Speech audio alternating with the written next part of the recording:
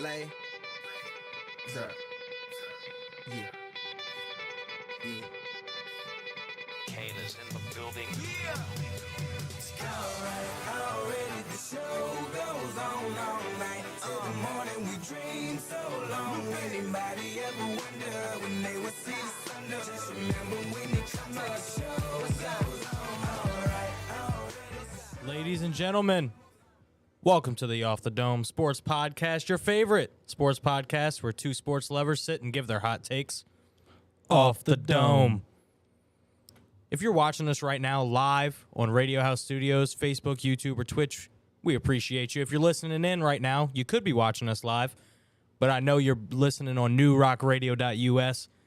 Go to newrockradio.us at any time to listen to your favorite rock music 24/7. Also, newcountryradio.us came up in the past couple weeks. Got over 600 songs on there. If you love country music like I do, you'll love newcountryradio.us. We also have our own Facebook and YouTube channels for the podcast. That's Off the Dome Sports Podcast on Facebook and YouTube. And you can also find us on Twitter at _Dome Pod. We want to thank our first sponsor of Off the Dome Sports Podcast, Fatty's Restaurant on Museum Street in Garyville. Fatty's is offering some great seafood, some great bar food, and sometimes some great live music. I know Byron's played there a couple times.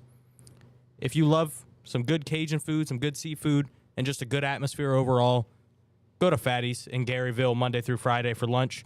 You can get in contact with them on Facebook or at 985-535-5555. It's a lot of fives. Thanks again, Fatty's in Garyville. Want to thank you for being a wonderful sponsor. Thanks for being a great restaurant. And I want to thank Byron for being a great co-host of this Off the Dome Sports Podcast. Thank you, big dog. Yes, sir. Let's get right into it. On Jersey Thursday, I'm wearing the old school Raptors Vince Carter. What you got on? I got on the Houston Astros. Don't worry, it's Alex Bregman. I respect the Bregman, don't respect the Astros. Yeah, So well, can't win them all, I guess. Let's get into some football. I'm wearing basketball. You're wearing baseball. Let's get into some football. How about that one? LSU football coming up this weekend. Coming off a win against New Mexico, 38-0. We talked about that one on the last episode.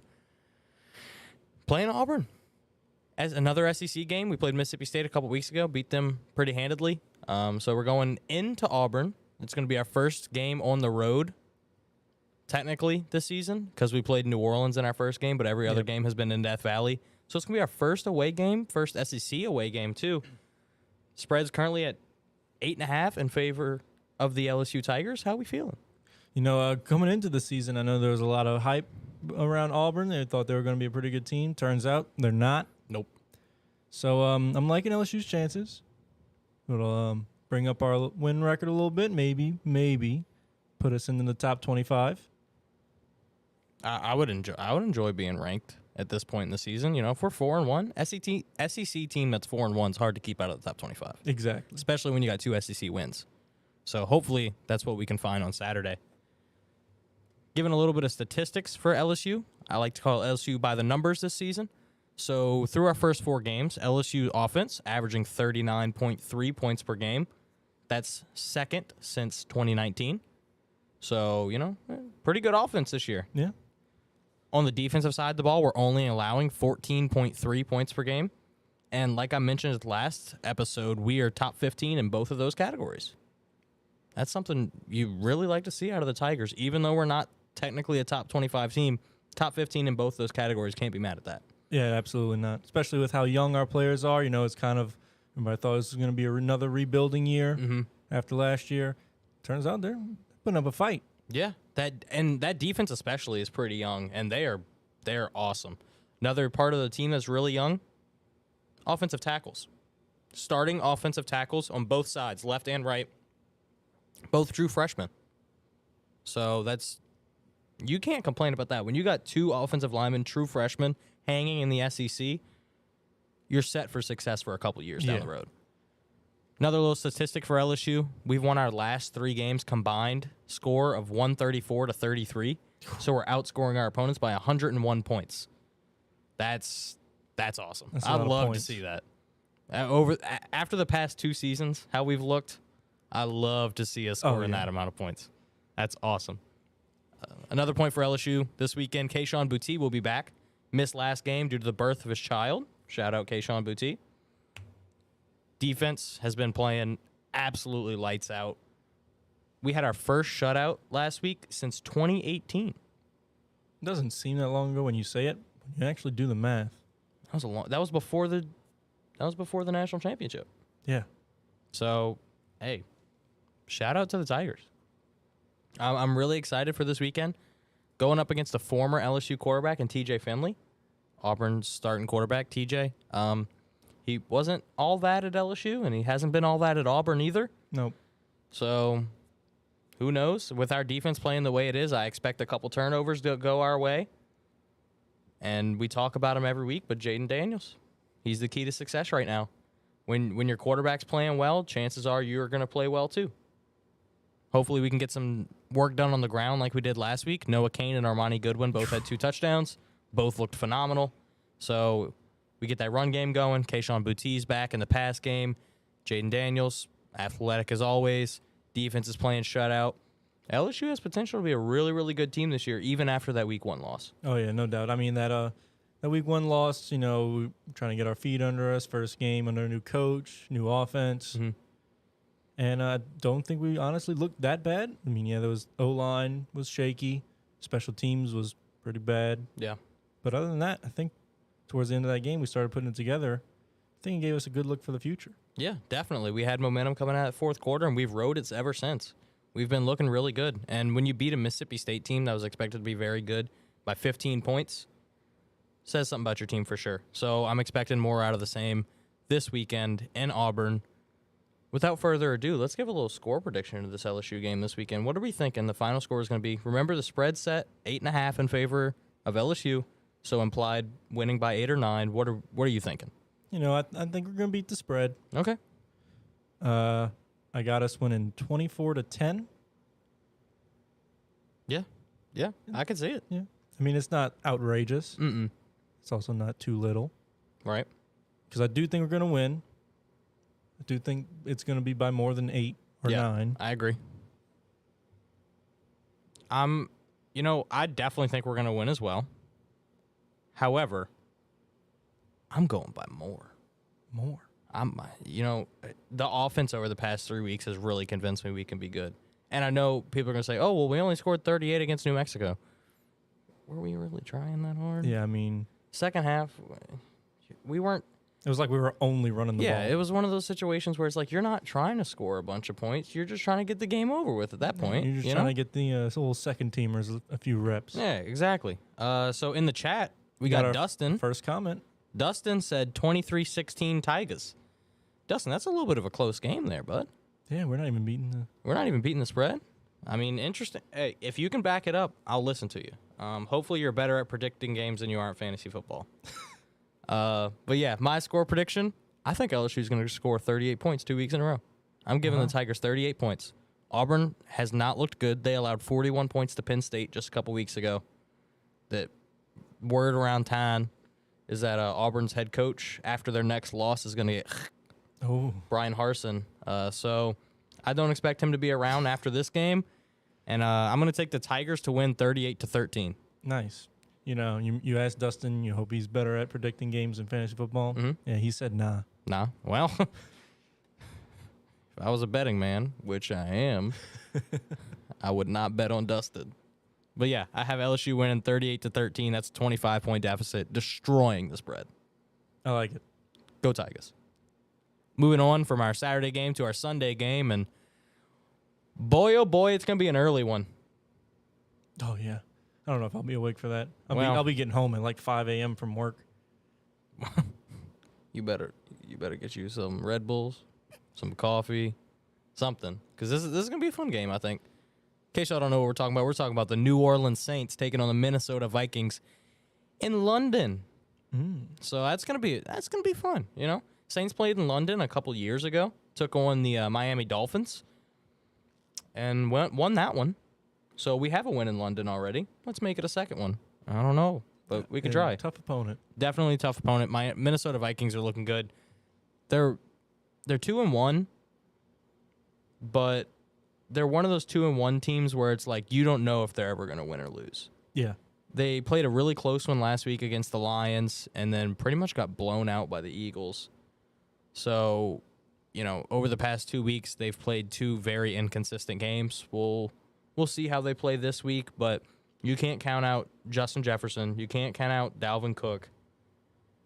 Vikings got a squad. Oh yeah, no doubt. I mean, that offense. I know a lot of people tend to sleep on Kirk Cousins, but he's been, I'd say, above average Yeah. ever since he's been in Minnesota. And that's the thing is Kirk Cousins he's always in that like 12 to 14 rank when it comes to quarterbacks. He's not a top 10 guy, but he's also not in the bottom half of the league. So he's one of those guys where you look at him and you're like, he can lead us to the playoffs, but can he win a game? And that's kind of been the question with Kirk Cousins. Speaking about the Vikings, they're actually favored in this game by 2.5. So the Saints are underdogs this week. I think this is the first game all season we're underdogs. Possibly. Maybe against the Buccaneers. Yeah, I think we were too. dogs against the But, Bucs. yeah, the Saints aren't looking great health-wise for this game. We've got a long list of injuries here. I'm going to list off some names. Y'all listen up. You're gonna want to pay attention to these. So on the injury report today, these are people who were either limited or did not practice today. Jarvis Landry, What? Alvin Kamara, What? Michael Thomas, What? Taysom Hill, What? Traquan Smith, What? Paulson Adebo, What? Marcus May, What? Deontay Hardy, What? and Jameis Winston. What? All of those people were either limited or did not practice. MT and Jameis are the 2 who didn't practice. Everybody else was limited. That's a long list of players. Yeah. And not only that, it's a long list of good players. So, to put it into perspective, that's QB1. That's wide receivers 1 and 2 or 3, depending on the week. Running back 1, wide receiver 4, wide receiver 5, cornerback 2, safety 1, and Swiss Army knife Taysom. Everything won. Yeah, basically. I mean, we are not looking good as far as injuries go. Hopefully, at least half of those guys can go. Yeah. Hopefully more than half, but at least half. Interesting fact about injuries: Jameis hasn't played in practice yesterday or today, so we've been seeing Andy Dalton at QB1 in practice. Another thing people have been picking up on: Taysom Hill is playing at the QB2 in practice, and a lot of people are blowing it out of proportion. I don't think Taysom's going to get any significant passing reps. Yeah.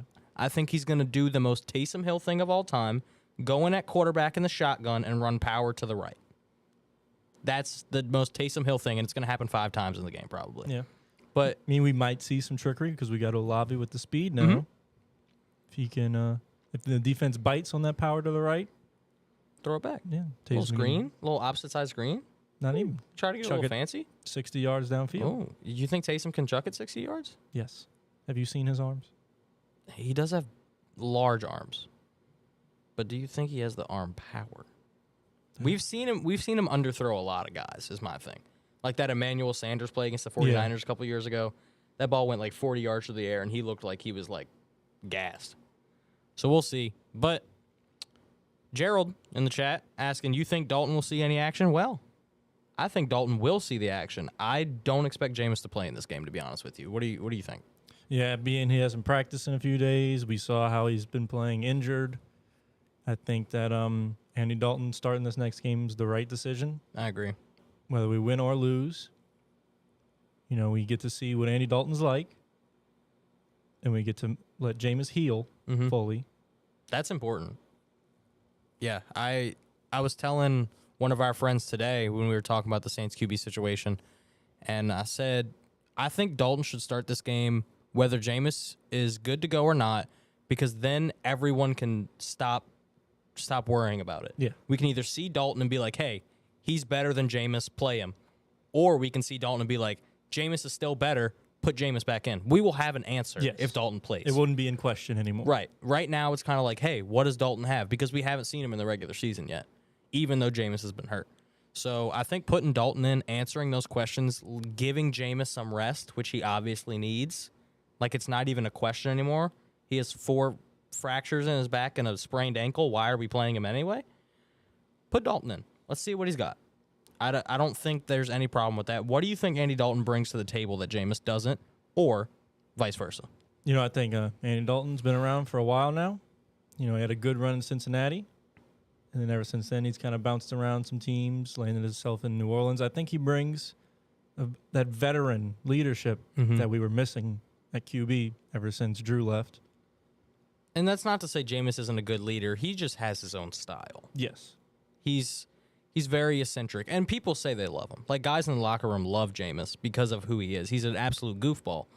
But is that what we need on a team that's 1-2 is the question. Yeah, I don't think that's what we need right Right. now. I mean, if we were winning 2-1, 3-0, Yeah, let him eat the W's. let them joke around, have fun. They deserve it. Mm-hmm. But right now, it's time to crack down, get serious. Mm-hmm. Not saying push the panic button, because I still think really good defense. We got the weapons on offense. We just need to figure out who's going to lead them. Yeah. Tyrann Mathieu is a guy who I think is going to step up a lot. He had a quote today that said something along the lines. I don't want to quote it directly because I don't know it, but I'm going to paraphrase a little bit. Tyrann Mathieu basically said, "There's no point in going to London if we don't win," and this whole team knows that. They know that making this London trip is not about losing. It's about winning a football game, getting back on track, getting back to the States, and playing some damn good football. So what's the point of going to London if we're not going to win? That's basically what Tyrann Mathieu said. And I like that mindset. Yeah. Obviously, you want your team to have that kind of mindset. You want your team to have that kind of confidence. And the defense has no reason to not have that kind of confidence. Absolutely not. They've been playing absolutely outstanding all season, no matter what the matchup. And we've played some pretty good offenses. We've played some really good NFL players over the first 3 weeks. Cordero in the first week. I mean, we played Tom Brady in week 2 and held that offense almost all game. And then last week against Christian McCaffrey. So we've played some really talented teams, some really talented guys, and the defense has played great. That being said, let's give some keys to the Saints winning this game. First key, O-line. We say it every week for every team, but it seems like such an integral part of today's NFL game. Yeah. Is the O-line. With all these extremely talented pass rushers, you know, even the young ones like Micah Parsons. Yep, very true. And the old ones like Von Miller. Yep. Two good names. We just consistently see very talented pass rushers putting moves on the offensive line and getting to the quarterback. And it doesn't matter how good that offensive lineman is viewed in the media, he's gonna get burnt if the pass rusher is good enough. Like, it really doesn't. Like, Quentin Nelson, who's widely viewed as one of the best O-linemen in the league, gets burnt. Like, we saw Cameron Hayward absolutely destroy him at times last season. So, you know, a lot of people say, like, when you're playing O-line, if your name is known, it means you're either really good or really bad. If your name isn't known, you're probably doing your job. So I think for this week, the O-line's job is to not be noticed. Yeah. What's another key we got? Back to what I was saying with the quarterback question, whether it's Jameis or Andy Dalton, I'd like to see confidence. Yep. Like I don't want them to go in there, regardless of who it is, and you physically see them questioning their throws or questioning their decisions to roll out or not or step up in the pocket. Look like you belong there. Yeah, I totally agree. That's a really good point. And I think that also comes down to getting the running backs involved in the passing game. I think Jameis got to that point last week where he got very unconfident. Like you were saying, the quarterback needs to be confident. He was not confident at all, and he was just chucking up deep balls. Keep Kamara involved. Keep Ingram involved. Utilize the short passing game. That's what we've seen success come out of in plenty of years past, so why not continue with that? Yeah. Got a comment from our sound man. Mm-hmm. Bryce, would you move the mic and then angle it towards your face because it's blocking your beautiful face? Is that better? Can you see my beautiful face now? Oh, yeah. That looks better. All right, cool. Sorry, y'all couldn't see the luscious locks and the beautiful jawline. Buddy Yosef said starting Dalton is definitely the right decision. We're gonna agree with you on that one, Yosef, I believe. Third key to success, time of possession. Something we've seen ourselves get absolutely dominated in over the past couple weeks. Defense can't stay off the field, and they're our best unit right now. So when your best unit is getting tired, they're gonna digress. So we really need the offense to just take their time. Don't try to take home run balls, throw incompletions. Utilize the play clock, utilize field position. Keep the defense off the field. That way they stay rested and they can play as well as they've been. Yeah, definitely. We've seen our defense give up some late game touchdowns recently that kind of mattered, and then aren't necessarily their fault because they've been on the field the whole game. They were gassed. Can't expect them to keep up with some of these very fast receivers, very fast running backs if they're on the field the whole game. Exactly. I agree. Give us one more key to success, Byron. You know, Vikings have pretty high-powered offense. Yep. Got those receivers, Justin Jefferson, Adam Thielen. And in the run game, they got two pretty good backs in Dalvin Cook and Alexander Madison. So I think our focus defensively should be to contain the run game, Dalvin and Alexander Madison. Try to keep them inside because that's where our star players are on the inside. Yep. And then we got to continue what we had last game and pressure Kirk Cousins. We got a lot of pressure on Baker, got some sacks on him, finally got those numbers up. Mm-hmm. I think if we do that again and on offense shows up, might be able to win this game. For sure. And I definitely agree with that defensive key. I mean, last week we saw us get pressure on Baker, and it worked. I mean, we got sacks on him. We finally, like you said, we finally got the numbers up. We were having problems actually converting pressure into sacks, and we ended up doing it. And then, like you said, keeping the run game inside. I think that's a great key. We got DeMario and Pete Werner, who are really good, really, really good linebacker duo at this point in the game. DeMario's highly respected all over the league. Pete Werner was leading our team in tackles through the first 3 weeks. So containing that run game, pushing them inside into Onyemata in that linebacker core, that's a really good idea to contain them. So let's do like we did with the LSU game, and let's give some score predictions. Oh, you first. You sure? Yep. Okay. So over the first 3 weeks, I picked the Saints to win all 3 games, and we lost 2 of them. So I'm 1 for 2. Maybe that's what we were doing wrong. I think that's what we were doing wrong. So I'm going to take an opposite approach, and I'm going to take the Saints to lose this game. And, you know, I hate to say it because I absolutely love the Saints. Always have, always will. Ride or die with the team, whether it's 17-0 or 1-17. I'm a Saints fan. However, I'm going to be honest. The Vikings look like a really good team, and the Saints don't. And I don't know how confident I am in the Saints offense right now to score enough points to beat them. So I'm going to take the Vikings to win the game 26-20. I don't think it'll be an extremely high-scoring game, and I don't think it'll be something that's like a complete blowout, but it's going to be hard for the Saints to win this one, I think. Yeah, I think I also don't think they're going to get blown out. I just think they're going to start off slow, and the Vikings are going to take advantage of that and just run with it till the end of the game. I'm going to say Vikings 24, Saints 17. So we both have the Vikings winning. Someone else who has the Vikings winning. Probably Reese. Definitely Reese.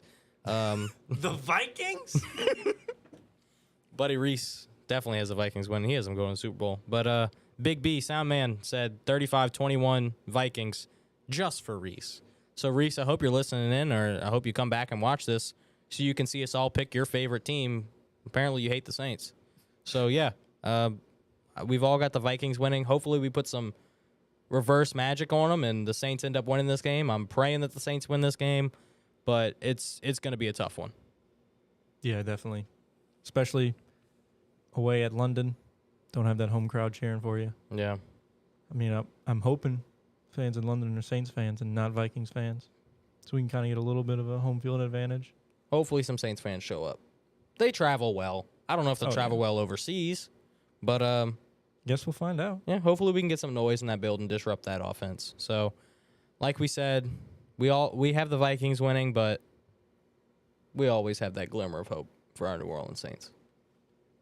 Let's get into one of the segments I know we love to talk about. Arguably my favorite segment that we do every episode, and that's B&B's Bets of the Weekend. It's also really fun to say. Oh, yeah. So if you listen to our last episode, we gave our road dogs, something we do on every week. If you don't know what a road dog is, it's a team that's going on the road, and they're a betting underdog, so they have a plus spread. So for mine, I went with the Arizona Cardinals. Their spread right now is plus 1.5 going into Carolina against the Panthers. You can get that at minus 110. And then we also mentioned we're pretty confident on our teams that we picked for our road dogs. I would go as far as to say you could take their money line, and the Cardinals' money line this week in Carolina is at plus 100. What's your road dog, Byron? Explain it to me. You know me. I do know you, I would say. Let me know if you agree with this. Okay, I'm listening. I have the Washington Commanders going to Dallas Mm-hmm. plus 3.5 Okay. for minus 118. I think they'll be able to do more than keep it within a field goal. Mm-hmm. I think they can outright win this game. That's tough. Even with Cooper Rush, the Cowboys still look pretty decent. This is fair, but I trust my Commanders. Your Commanders. Carson Wentz has actually looked pretty good so far. Not so much last week. But I might even take their money line, which is at plus 150. I mean, personally, I wouldn't take it. I get the reasoning. I like the spread too. The 3.5 spread's always nice because you can lose by field goal and still hit you can still hit the bet. So the spread is one thing. Money line, I don't know, but yeah, that's fair. I could see the Commanders winning the game. Another little interesting bet we gave on the last episode, more of just for fun. It's a long-term bet, so if you're gonna bet this immediately, don't expect a outcome anytime soon. We did our bets for MVP based on the first 3 weeks of the season. So I went with someone I love both in fantasy football and in real football, someone who I've loved ever since he came out of the draft, Jalen Hurts. He's on one of the only 2 3-0 teams right now. You can get his odds for MVP at plus 600, so my bet's on Jalen Hurts.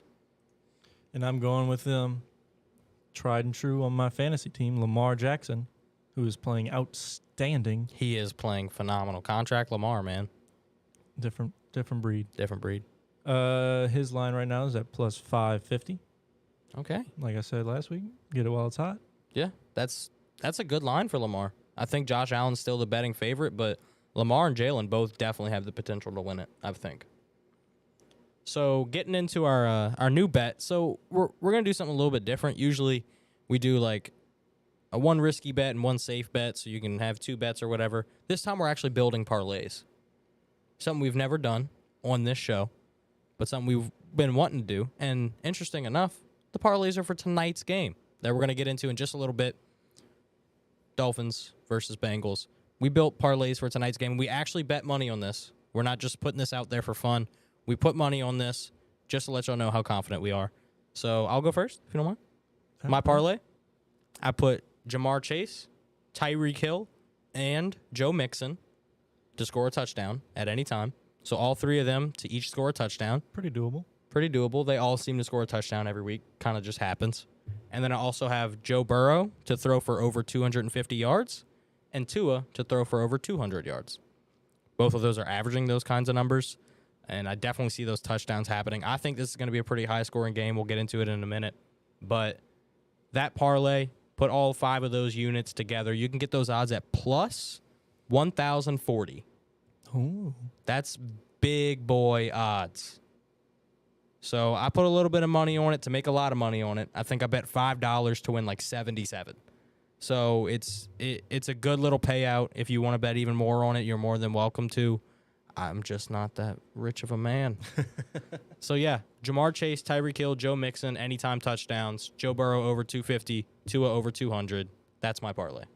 Nice. I made I think I came up with this idea because of last week watching the 3 o'clock games. Mm-hmm. I put a little parlay on the Atlanta-Seattle game. I won like $90 off of 5. So I was like, hey, maybe I'm pretty good at this thing. I might have a little shot at something. So my parlay, first off, got Miami money line. Okay. We'll talk about that later. I got Joe Burrow over 275 passing yards. Fair enough. Tua Tagovailoa also 275 plus passing yards. That's a lot for Tua. I mean, he had like 480 the other week, but last week he only had 180. So we'll see where he lands. He If he also- lands in between, you'll probably hit. I also have Jamar Chase, 50-plus receiving yards, and Tyreek Hill, the same, 50-plus receiving yards. I think all those things are pretty doable. The only one I really think's in question is Miami money line. Can that defense keep up with that offense, or vice versa? But the odds on that is plus 1,129. That's huge odds.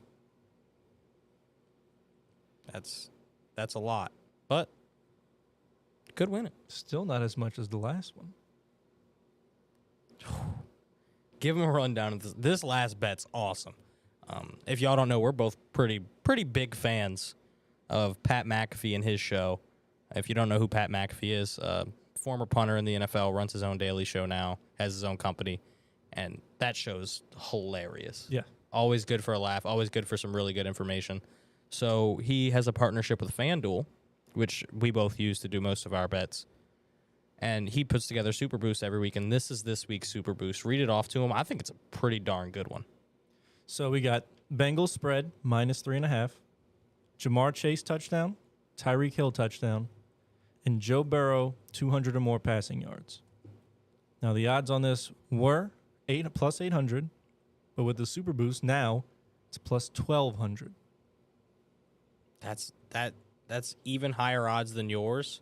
Yeah, And I'm gonna be honest, I think easier. I might like that one better. I think I might bet all three of these tonight. I did bet all three of these tonight. Mom, don't worry, not that much money. Don't worry about how much I'm investing. If Oh. it pays off, you're gonna be happy. You forgot about Pat McAfee's most established, I guess you'd call it an award. Mm-hmm. He's now a co-host on College Game Day. That's true. That is true. Pat McAfee, co-host on College Game Day. Who would have thought that some stooge from Pittsburgh, who then was a punter in the NFL, would be on College Game Day with guys like Kirk Herbstreit and Lee Corso? But here we are. He's not really in his place, but he brings a whole new vibe to that show, and really gets kind of the younger crowd into it, because a lot of the younger crowd will know him more than some of the older guys on that show. Yeah, fair.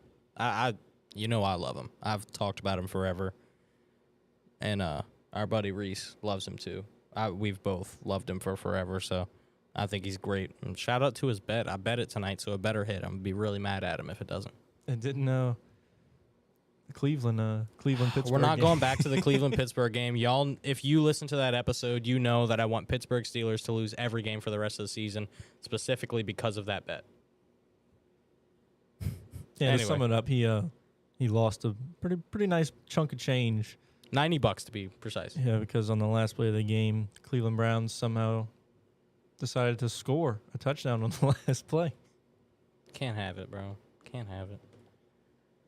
Anyway, moving on from our bets of the weekend. Hopefully you bet those. I'm pretty sure they're all hit. Why not? We're just like that.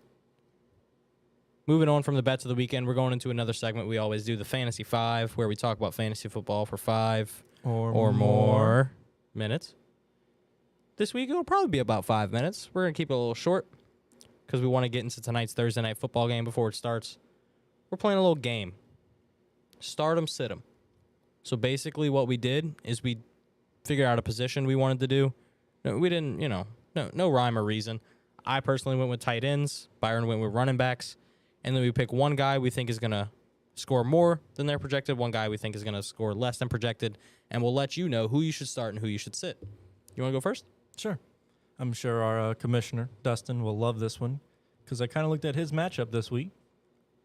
I am going to go with starting Breece Hall, who's projected 14.2, against Pittsburgh. Normally, Pittsburgh's got a pretty good run defense, but with T.J. Watt being out, running backs have kind of been able to expose that weakness. And they're currently ranked 29th in fantasy football. What is it, like running back points allowed? Yeah. Okay, yeah. I loved Breece Hall coming out of college. I think he's still a really good player. He's in a tough situation, but when you're going against a team that's allowing the 29th most points to running backs, that's a pretty good matchup for you. I'll take that one too. I like And that. then my sit-em is a running back that Dustin will be playing against Ooh. this week. Dustin's going to be so happy with you right now. And Josh Jacobs. Deciding to sit Josh Jacobs, who's projected 19.3. That's a lot. It's a big number. Don't think he'll get it. He hasn't been putting up that kind of numbers this season. And they're playing Denver, who is first Wow. First? in rushing fantasy points allowed per game. You know, I didn't think Denver was that good, to be honest with you, because they just haven't looked good. But I guess their defense has been playing really well. Their offense hasn't been great, but their defense has been really good. So that's fair. And I don't think Josh Jacobs has been looking great all season. No, especially now he's having to share snaps with Zamir White, who's actually looked pretty decent. I like Zamir White and Brandon Bolden. Brandon Bolden's kind of under the radar, but he's kind of one of those third down receiving back type dudes who's been getting a little bit of fantasy points in one of my other leagues. So Nice. I like both of those picks. Start Breece Hall, sit Josh Jacobs. That's a good one. For my start and sit, I went with tight ends. My start of the week, a guy who came out of nowhere last week, put up a bunch of points in that Cleveland-Pittsburgh game we were just talking about. I'm going to start David Njoku. He's projected 9.9 points against the Atlanta Falcons. Atlanta is 31st against tight ends this year, meaning they're allowing the second most points to them. So David Njoku scored something around 28 points last week in fantasy. He's only projected 9.9 this week, and he's playing a really bad defense. So I have no problem telling you start David Njoku if you have him on your team. There's not many guys I'd take over him this week due to how he's been playing, how he's getting targeted, and what defense he is playing. Fair. For my sit of the week, I'm going to go with a guy who has more fantasy points total than David Njoku, but he's seen them go down steadily over the past 3 weeks. He's getting targeted less and less, and he plays for the reigning Super Bowl champions, Tyler Higbee. Tyler Higbee, tight end for the Los Angeles Rams. Week 1, he had 11 targets. It's a lot for a tight end. Yeah. Week 2, he had 6. Pretty decent. Last week, he only had 4. So he's going down on targets, and not only that, but he's playing against San Francisco, who has the number 1 defense against tight ends this season. To be fair, they haven't played some like elite level tight end, but I don't think Tyler Higbee's an elite level tight end, in my opinion. Yeah, I wouldn't. He's kind of in like classify him that as second to third tier of Yeah. like good guys who you wouldn't mind having on your team, but he's not one of the top 4 or 5. So he's projected 11 points, which I think is, pretty decent for a tight end. Tight ends don't usually get you many points in fantasy unless you have like Travis Kelce or Darren Waller on some weeks. Mark Andrews.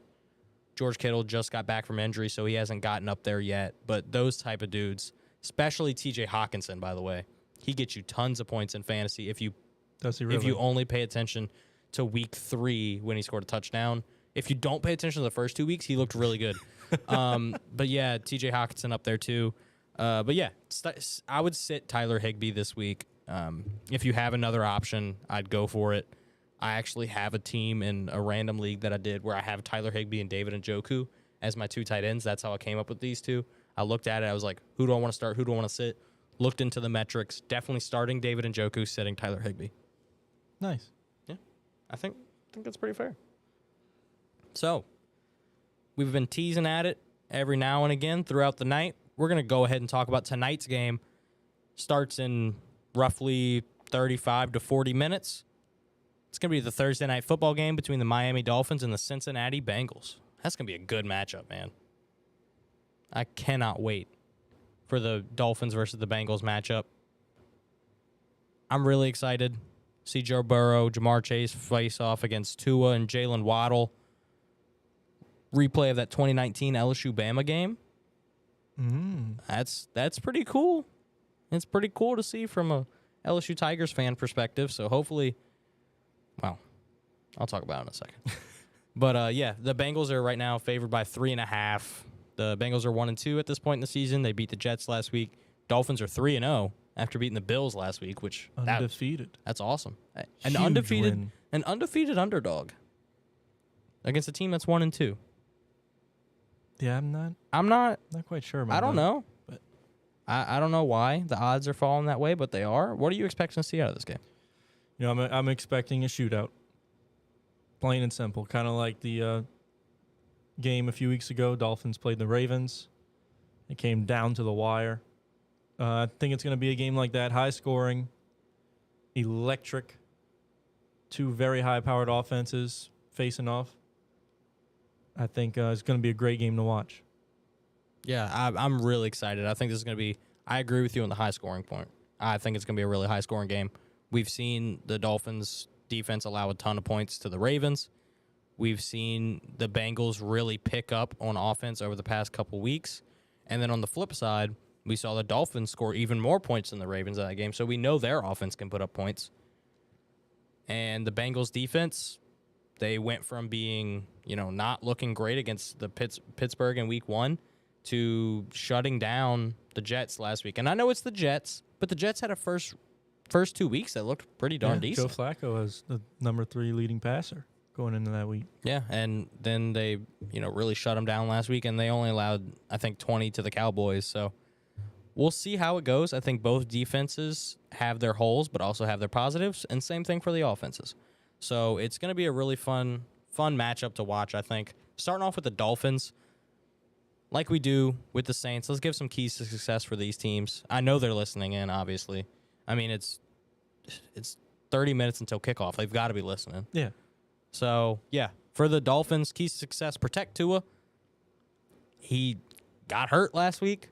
They put him back in anyway, whether it was a concussion or a back cramp or whatever they're calling it. Tua was hurt, and he came back in the game anyway. So making sure he stays healthy, stays upright, doesn't get hit too much. I like Tua a lot this season. He is, in fact, starting for my fantasy team tonight. You chose him. Over Justin Herbert. So we'll see how that goes. I think Tua is going to have a pretty good game tonight. I think he's gonna get us some points. I hope he does for your sake. I hope he does too. Trust me. But yeah, I'm gonna say protecting Tua is a big key to success for the Dolphins. What's one of yours? I'm gonna have to say you gotta keep pressure on that Bengals defense. Keep them on their heels. Start off hot. I'm not saying throw the ball 20, 30 yards downfield every play. Right. But keep them guessing. Mm-hmm. Hit a play action, pass over the middle, then run the same play, but hand it off. And I think that's something that we see a lot out of Mike McDaniel, coach for the Dolphins, is he likes to put the same formation on the field and run a completely different play, something that he learned from Kyle Shanahan in San Francisco. So that's a really good point. And the best part about that is they can do that because of who they have. Yeah. 2 of the fastest wide receivers in the NFL, and Tyreek Hill and Jalen Waddle, and then 2 dynamic running backs in Chase Edmonds and Raheem Mostert. Their offense is so fast. So when you're fast like that, you can keep people guessing just by keeping up the tempo and running downfield. Third key to success comes for the Dolphins defense, and that's to do the opposite of protect the quarterback. That's to put pressure on the quarterback. When you see Joe Burrow sit there and dissect a defense, it's beautiful to watch. You can't let him do that to you. Unless you're a fan of the other team. Well, fair enough. Fair enough. But yeah, it's really fun to watch Joe Burrow play football. And when he's sitting in the pocket and he sees an open receiver and somebody who may not even be open, but he can throw open, it's really fun if you're a Bengals fan. But the Dolphins don't want to see that tonight. No. The only way to do that is put pressure on Burrow, which kind of looks easy. We didn't think it would be. Yeah, but somehow the Bengals O-line is even worse than it used to be. Yeah, I don't know how they made some key signings, picked up some guys. We thought, nobody's going to be able to beat the Bengals this year. Yeah, Lyle Collins at left tackle, Alex Kappa. I mean, they made moves on the O-line that you thought would definitely improve them, and they haven't looked good. No. So, yeah, put pressure on Burrow, and he's super athletic, so he's going to get out the pocket. He's going to make some plays. But if you rattle him up a little bit and that O-line gets discombobulated, there's your vocab word for the day, then, you give yourself a chance to win the game. Moving on to the Bengals side of the ball. Bengals keys to success. First one, we saw a lot of it in week 1. Joe Burrow had 4 interceptions and a fumble. Yeah, that's Jameis Winston numbers. To win this game, they're going to have to eliminate turnovers. Yeah, undoubtedly. because this offense will make you pay. Absolutely. Especially if you give them the ball on their side of the field, no way they don't score points. So first and foremost, eliminate the turnovers. Next up, what we just touched on, their O-line has to step up. Mm-hmm. And they've got some dogs on the line too. They have no Don't reason get they it wrong. can't. Yeah. Teron Armstead, they signed him from the Saints this past offseason. And then best fullback in the league, Robert Hunt. He's their right guard. So, no reason that Dolphins O-line can't play well. Yeah, good thing we were talking about the Bengals O-line. Oh, my bad. Oh, gosh, I'm on the wrong page, y'all. Bengals O-line needs to play good. Yes. They do. Lyle Collins. For the Bengals Alex to win. Capel. Yeah. Yeah. But yeah, I'm not going to lie. I'm trying to figure out who I think's winning this game right now. My mind it's is... a toss-up. It yeah. honestly is.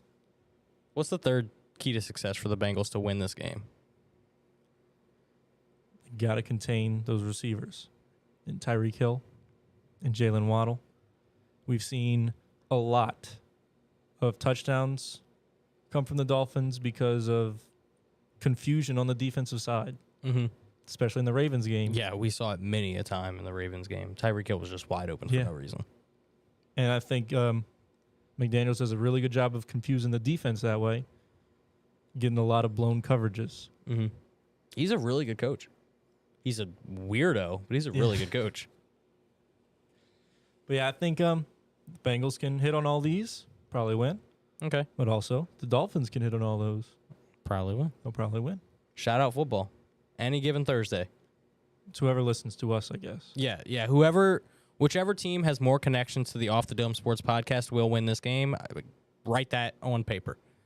That being said, who is going to win this game, Byron? Who do you got? I'm going to have to disagree with Vegas and the odds. Okay. I got the Dolphins, 35 points. Okay. Bengals, 27. Ooh, 8-point win for the Dolphins tonight. That's a pretty big spread, especially when they're underdogs right now. So that's going to be, it is going to be a high-scoring game. I'll give you that. You have, 62 total points being scored? I'm going to go with you. I think it's going to be a really high-scoring game as well. I would take the over if I was somebody who would bet. I am. If I was a betting man. If I was a betting man, which I am. And I'm going to say 64 total points are going to be scored. Dolphins are going to get 30. Bengals are going to get 34. I've got the Bengals winning this game. They went to the Super Bowl for a reason. Yeah. I don't think that was a lot of people are saying, oh, it's a fluke. The Bengals didn't deserve to be there. They won games for a reason. They beat the Chiefs. They beat the number 1 seed Titans, and they were darn close to winning a Super Bowl. You don't do that on fluke. No. A fluke is a 1 week, 2 week thing. A fluke is Eli Apple. Oh, gosh, we didn't even talk about him, which we shouldn't. I despise Eli Apple. That might be why I have subconsciously have why I the- have the Dolphins The winning. Dolphins winning. But yeah, I've got the Bengals winning the game 34-30. It lines up with my bets, which kind of hope those hit. It lines up with what I think about both teams. I think the Dolphins are really good. Don't get me wrong. They There's just no beat the Bills. Yeah, there's no reason the Dolphins can't win this game. I'm not saying they can't. I'm just saying I think the Bengals are going to win. They're going to turn it around a little bit.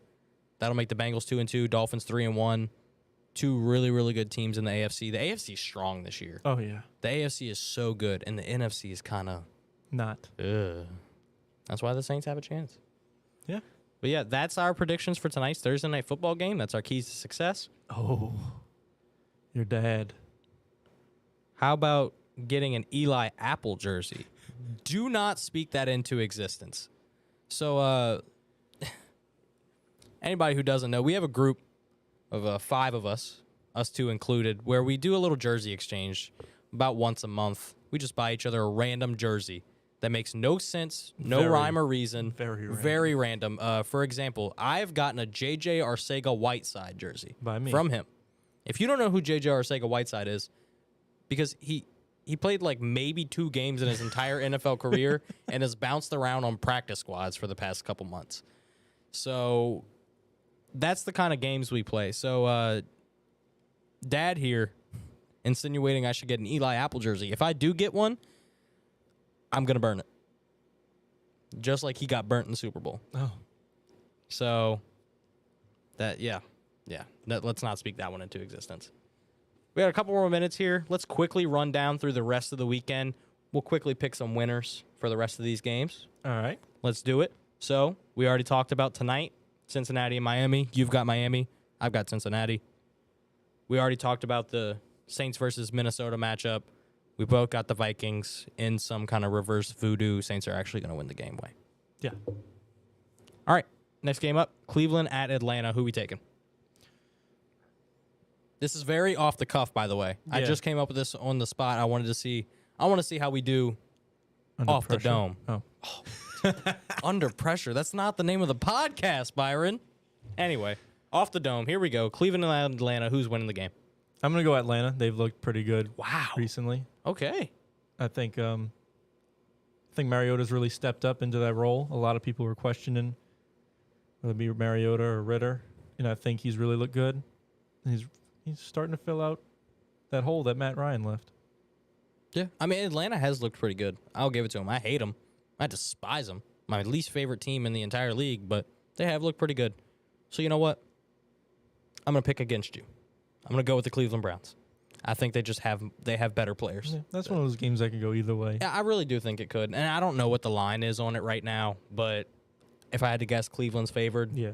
And I'm going to stick with that. I think Cleveland's going to win the game. Next game up, you already talked about it. Washington at Dallas. Are you sticking with your Commanders? Absolutely. All right. And I'll go against you again, and I'll go Cowboys. This is I don't like the Cowboys, but I like the Commanders less. wow. Well, not as a franchise, just as a team this year on how I think they're going to perform. I don't see it with the Commanders. I don't see it. Well, Next game up, you already know who I'm picking. I don't even have to say the other team. Detroit Lions. Doesn't matter who they're playing. I'm taking them. My Detroit Lions. They're actually going to be playing at home against Seattle, so I'm definitely taking them. yeah, I'd have to agree with you in Detroit. Hey. Probably hang with Seattle. Yeah. What? Hang with Seattle. They're going to destroy Seattle. Okay. Lions by 10. Anyway, the Titans will be going on the road in a division matchup against the Colts. Who are we thinking? Titans versus Colts. I think Colts coming off of a pretty big win against the Chiefs. Yeah, I think very they big win. finally got some momentum on their side. Yep. So I'm going to rock with the Colts. Yeah. Titans also coming off of a big win against the Raiders. They were both winless. Titans get their first win of the season, but they don't have Taylor Lewan, and they're going against the pass rush that we've seen be disruptive at times. They've got Yannick Ngakoue on that side. I like him a lot. I'm going to go with the Colts as well. Next game up, Chicago at New York, snooze fest. I really don't care about this game. I don't think either of these teams are very good. I hope Chicago isn't good for my sake. So who are we taking, Giants versus Bears? Well, for the sake of content, I'm definitely taking Chicago. Disgusting. I'm taking the Giants because I can't afford the Bears to win any games. I have a little bet with one of our buddies you'll see soon on this podcast, Adam Lott, and let's just say if the Bears win double-digit games, I'm going to look a lot different. Yeah. I can't wait. For them to win 4 games? Yeah, me too. But yeah, I'm taking the Giants. Saquon Barkley looks great. Daniel Jones isn't great, but Saquon Barkley's making up for it. And the defense has been playing. They've been overperforming. So I'll take the Giants. Next game. This one should be fun. This one should be a really fun matchup. Jacksonville at Philly. Oh. Doug Peterson going back to Philly, but playing for the other team. So who we taking, Jags and Eagles?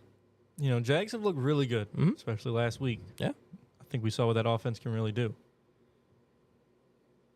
But got to go with Philadelphia on this one. Jalen Hurts, different breed. Yeah, we both love him, and I'm not picking against the Eagles until they give me a reason not to. They've looked like a top 3 team in the NFL this season. I would argue the best team in the league this season. Their defense is playing phenomenal. Their offense is scoring enough points in the first half where they can literally just run the ball the entire second half and not worry about anything. So, yeah, I'm going to take the Eagles. They're at home against the team that's really hot. I think they'll shut them down. Eagles are going to beat the Jaguars. Next game, we got Jets at Pittsburgh. I'll take Pittsburgh. Okay. Any reasoning behind that? We saw the Jets start off hot, and then the Bengals came in, shut them down.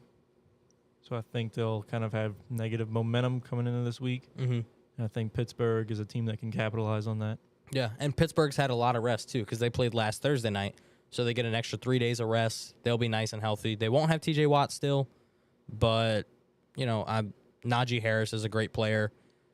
If Mitchell Trubisky can be an accurate quarterback, they'll be very good. I'll also take the Steelers to beat the Jets. Next one up, another game I think is going to be super, super fun. Two of the highest powered offenses in the league. The Buffalo Bills going to Baltimore to face the Ravens. That's going to be that one's going to be a knockout. Yeah, another shootout in that game. For my fantasy sake, I think I'm going to have to trust it and go with the Ravens winning this game. Wow. Bills kind of shaken up after that last week. Mm-hmm. Ken Dorsey looked mad in the booth, throwing stuff. Yeah, if they were playing basically anyone else, I think the Bills would come and bounce back. But with the Ravens, there's just so much you got to worry about playing that team. Yeah. Yeah, I think both teams are very, very good. I think this one's going to be a really close game, similar to how we saw that Ravens versus Dolphins game go. I'm going to take the Bills. Oh, gosh. See, I did kind of like some of your math on this one behind my thought process. Both of those teams lost to the Dolphins, but the Ravens scored more. Okay. That is my kind of math. That's about what I do. So, that's fair. I think this one's going to be really close. I feel like just like tonight, it could go either way, and I'd understand it. I'm going to go with the Bills just because I think the Bills are too good to be 2-2. Like, in my brain, it does not comprehend that the Bills could be a 500 team. They're better than that. So, I'm going to take the Bills to beat the Ravens, and I don't think it'll be by much. Next game, we've got the Chargers going on the road in Houston to face the Texans. I'm thinking Chargers for sure. Yeah, I mean, we saw a pretty bad performance from them last week against the Jaguars. 38-10. I think they're pissed off. Mm-hmm. They should be. Probably going to score a lot of points on the Texans. I would like them to score a lot of points through the run game just because I sat Herbert. But I definitely am taking the Chargers to win. I have them as my Super Bowl pick. I can't pick against them. It would be going against my nature. I'll take the Chargers to beat the Texans. Next game up, Arizona at Carolina. I already talked about it with my road dog. I'm going with Arizona.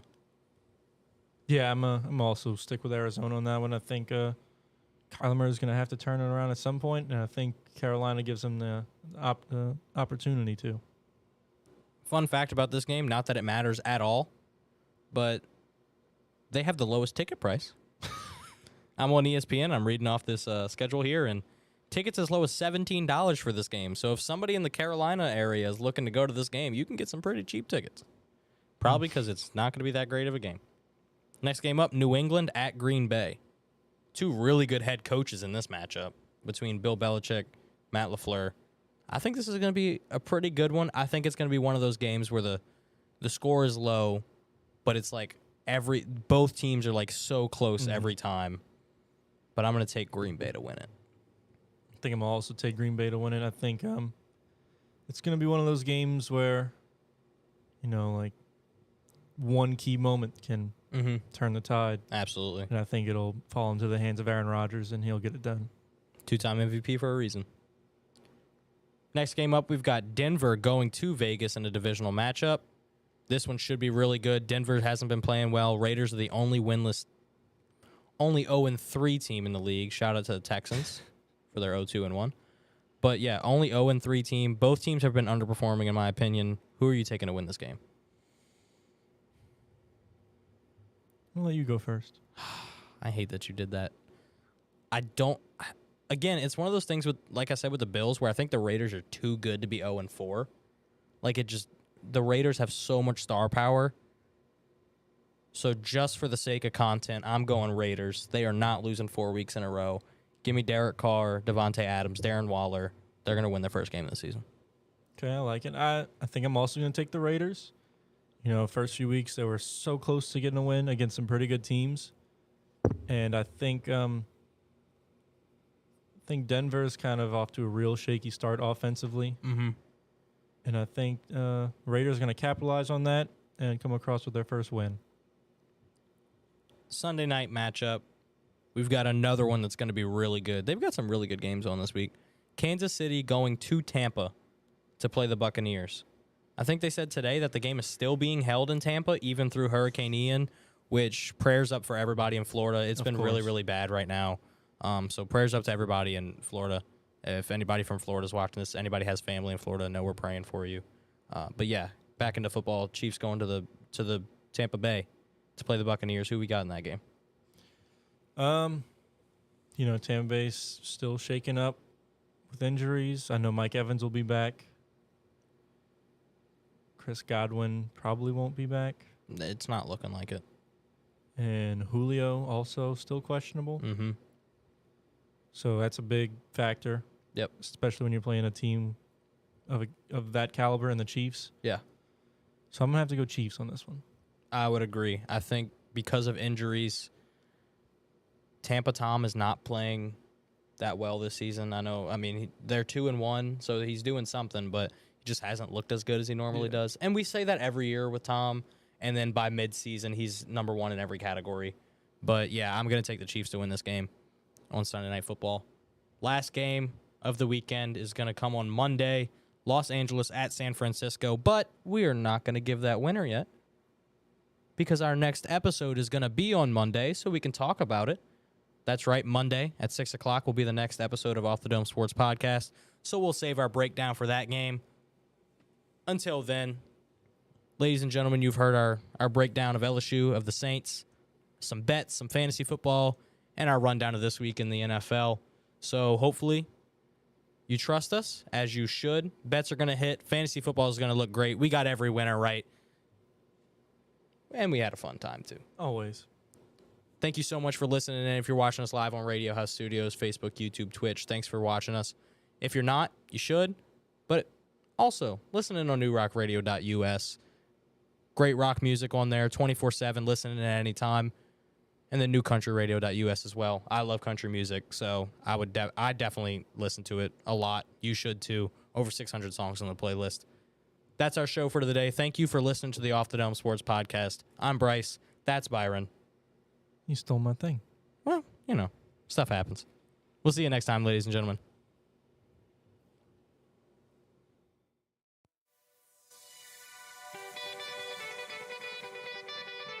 Lay. Sir. Yeah. Kane is in the building. Already the show goes on all night till the morning. We dream so long. Anybody ever wonder when they would see the sun? Just remember when it comes to show,